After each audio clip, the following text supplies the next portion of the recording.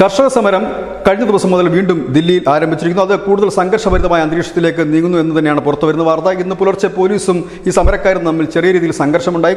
സമരക്കാരിൽ ചിലരെ കസ്റ്റഡിയിലെടുത്തതായിട്ടും വാർത്തകൾ പുറത്തുവരുന്നു. നോയിഡ എക്സ്പ്രസ് ഹൈവേ ബ്ലോക്ക് ചെയ്തുകൊണ്ടാണ് സമരക്കാർ സമരം തുടങ്ങിയിരിക്കുന്നത്. നമുക്കറിയാം, മുൻപും ദില്ലിയുടെ അതിർത്തി പ്രദേശങ്ങളിലെ റോഡുകൾ ബ്ലോക്ക് ചെയ്തുകൊണ്ടായിരുന്നു ഇത്തരത്തിലൊരു സമരം നടന്നിരുന്നത്. എന്നാൽ ഈ പോലീസ് ഇപ്പോൾ ഈ ഗതാഗത തടസ്സം നീക്കം ചെയ്തുകൊണ്ടിരിക്കുകയാണ്. അതോടൊപ്പം തന്നെ ഇന്ന് പാർലമെന്റിലേക്ക് ഈ കർഷക സംഘടനകൾ ഒരു മാർച്ച് നടത്തുമെന്ന് പറഞ്ഞിട്ടുണ്ട്. അതിന്റെ ഭാഗമായി തന്നെ RAF റാപ്പിഡ് ആക്ഷൻ ഫോഴ്സിനെയും ഒപ്പം തന്നെ ഈ കലാപം ദ്രുത കർമ്മസേനയും അതുപോലെ കലാപം നിയന്ത്രിക്കുന്ന വാഹനങ്ങളെയും ഡ്രോണുകളെയും മറ്റുമൊക്കെ വിന്യസിച്ചു കഴിഞ്ഞിരിക്കുന്നു. കർശന സുരക്ഷയാണ് ഏർപ്പെടുത്തിയിരിക്കുന്നത്. പോലീസ് പറഞ്ഞിരിക്കുന്നത് പഴയതുപോലെ ആകില്ല കാര്യങ്ങൾ എന്ന് തന്നെ പറയുന്നു. കർശനമായി തന്നെ നേരിടുമെന്ന് പറയുന്നു. ഇങ്ങോട്ടേക്ക് കടന്നു വരുന്ന വാഹനങ്ങളും ട്രെയിനുകളും ഒക്കെ പരിശോധിക്കുന്നുണ്ട്. അതിർത്തികളെല്ലാം തന്നെ ക്ലോസ് ചെയ്തിരിക്കുകയാണ്. കാരണം പഞ്ചാബിൽ നിന്നടക്കം ഒരുപക്ഷെ സമരക്കാർ കഴിഞ്ഞ തവണത്തെ പോലെ കൂടുതൽ എത്തിയേക്കാമെന്നുള്ള കണക്കൂട്ടിൽ അതിർത്തികളെല്ലാം ക്ലോസ് ചെയ്തിരിക്കുന്നു.